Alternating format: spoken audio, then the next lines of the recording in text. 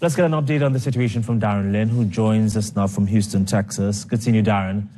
So Texas Governor Greg Abbott tweeted in the last hours saying he submitted requests for federal support in the fight against COVID-19. Just tell us what's happening in the state and what's needed exactly.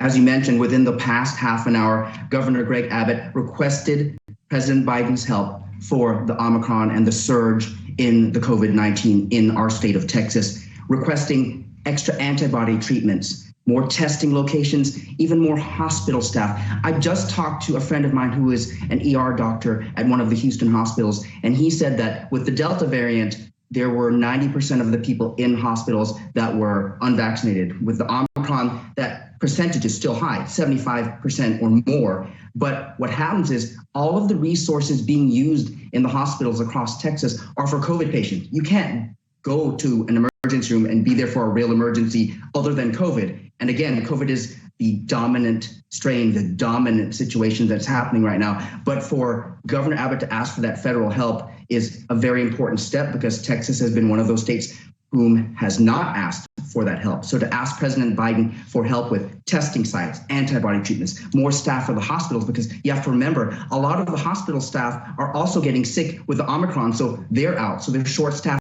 to begin with. So by asking for this federal aid to come in and help with all the hospitals throughout the states, especially not just in the big cities, but in the rural areas, they need that across the state. So that is a very important ask for the governor to President Biden that just happened within the past 30 minutes. Darren, you've been tested as well as your family, haven't they? That is correct, Reagan. The last 10 days ago, my wife tested positive for COVID-19. The doctor believes it is the Omicron variant. There was an outbreak at her school. She's a teacher.